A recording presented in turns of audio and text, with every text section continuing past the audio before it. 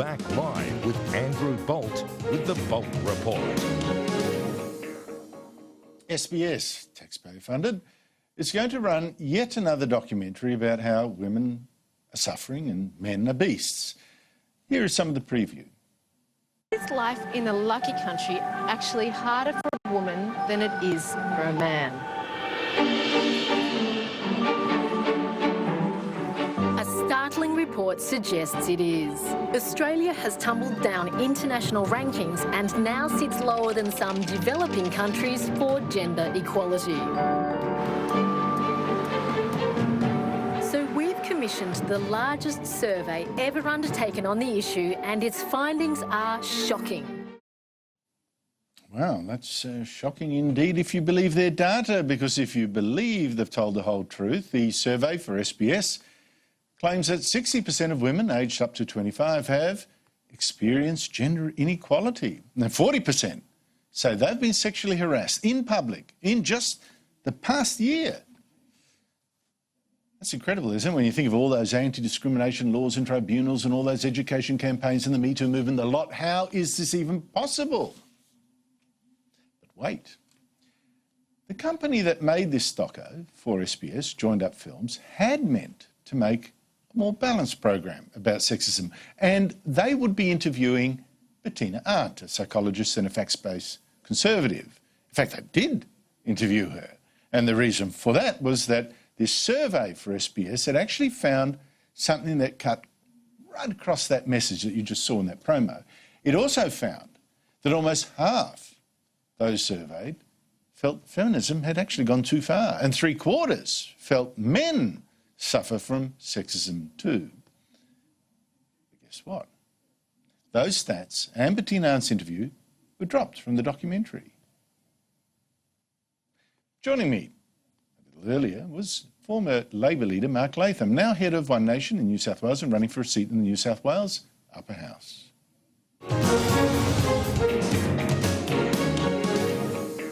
Mark Latham, thanks for joining me. Are you surprised that SBS didn't want that side of the story in its documentary? Well, Andrew, unfortunately, that's the way the left do media these days. If it doesn't fit the narrative, they drop it out. And their narrative is to promote victimhood among women, that women are struggling, women are suffering, and so-called white male privilege is a force for oppression, that men are sexual predators, men are naturally aggressive, men are antisocial. I mean, this is the narrative that's out there, and it's an abomination in terms of fairness, because you go to any public housing estate, you'll come across a bunch of white men in particular who are really struggling in life, restructured out of manufacturing jobs in the 80s and 90s and long-term welfare dependent, really struggling. I mean, the only way you can run a fair society is judge people on merit and need, and this is the great flaw in identity politics that subdivides our society on the basis of race, gender and sexuality.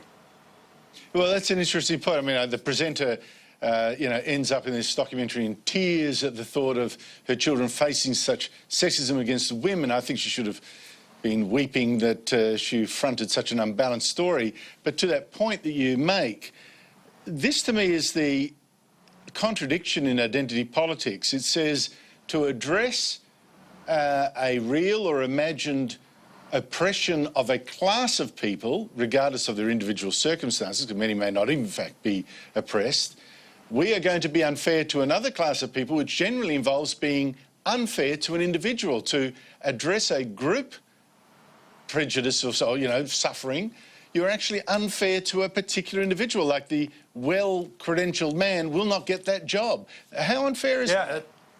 Well, it's a real problem. They're trying to counter old perceived forms of discrimination by creating new forms of discrimination. So in net terms, society is still discriminating. And this is the fundamental flaw in identity politics, the way it tries to create collective categories based on race, gender and sexuality. And it's a flaw reflected in left feminism today. Feminism in the 60s had a lot of success in empowering women and girls.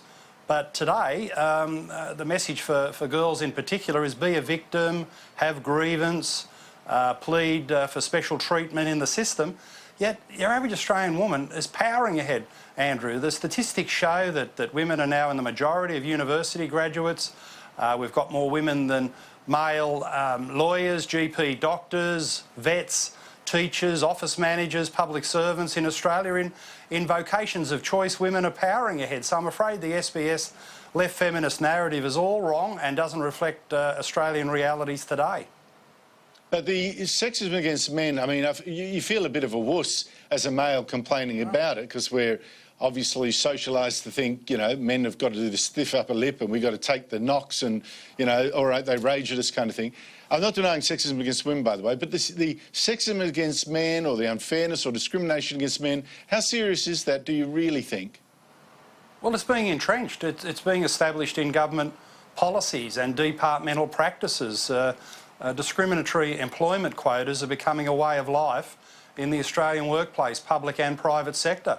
And look at something like the New South Wales Fire Brigade, where there was a deliberate strategy to water down the training requirements to allow women in. Obviously, it's a job where strength matters, and men would normally be regarded, all other things being equal, as very suitable for the job, but they can't get in because of the employment quotas and the watering down of the training requirements.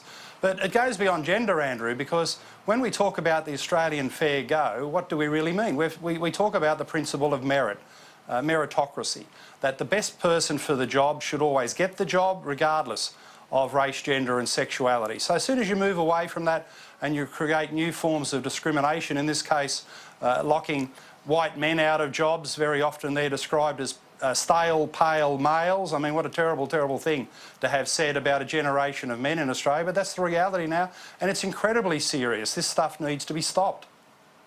Now, you sent me a document that you're releasing today, your New South Wales One Nation policy, that seems to tackle these sorts of issues. What's the highlight here for you?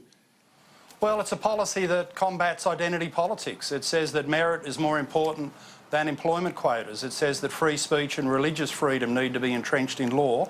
And at its core, this policy is saying that the human rights framework in Australia needs to be modernised, because in the 70s and 80s, the strategy was to select some so-called minorities and say, you need protection under the law from discrimination.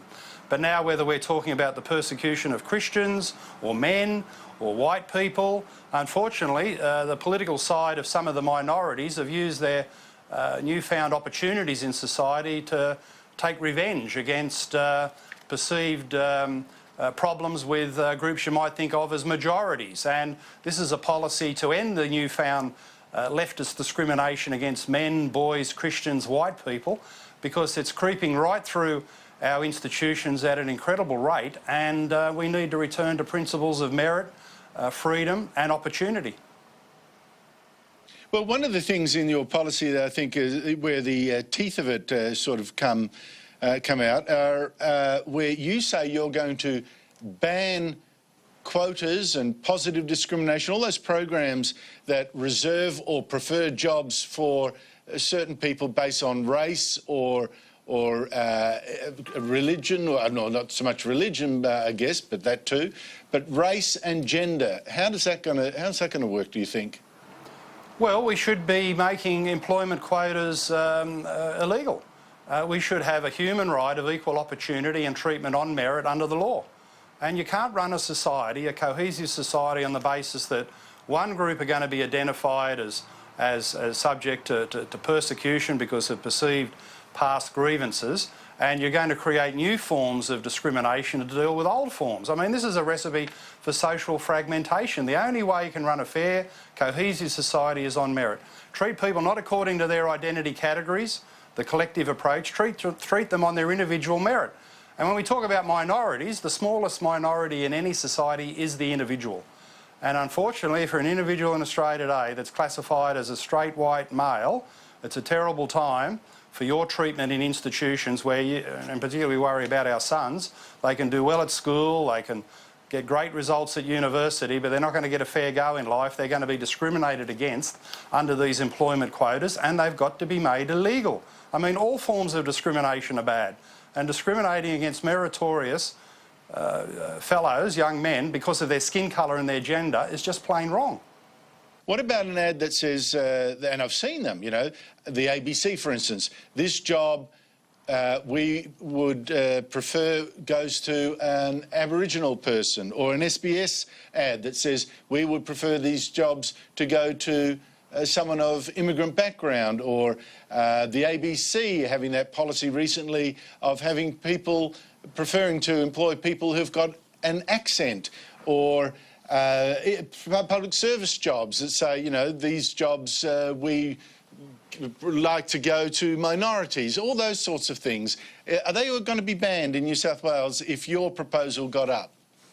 Yes, I believe in equal employment opportunity, and reserving jobs for people of a certain colour, a certain gender, a certain sexuality, a certain way of speaking is obviously a policy that defies equal employment opportunity. And this is one of the shortfalls in the current human rights framework, because whether you're talking state level in New South Wales, our Anti-Discrimination Board, or federally with the Human Rights Commission, all of these new forms of discrimination are being legitimised under the law under what they call special measures or exemptions. If you want to reserve a certain job for an Aboriginal woman, obviously that's a form of discrimination against everyone else. They can't apply on merit under equality for that job.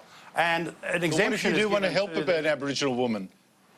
Well, I think we need to create opportunities in the education system and helping Indigenous communities in substantial ways without reserving employment positions, and finding new forms of discrimination that fragment society, cause enormous bitterness from those who can't compete for the job. And quite frankly, if you want to get ahead in any job in Australia, get a good education, put your application in, interview well, and show people that on merit and your hard work, you're the person for the job. And you can't run a system any other way, otherwise you'd be reserving every single job for a group according to skin colour, according to gender. It's such a primitive, unnecessary, wrong way of dealing with social justice questions. We've got to have equality of opportunity in Australia, not equality of outcomes according to some sort of racial commissar who's dedicating what sort of person and skin colour can go into a particular job. Mark Latham, as always, a great pleasure speaking to you. Thanks, Andrew.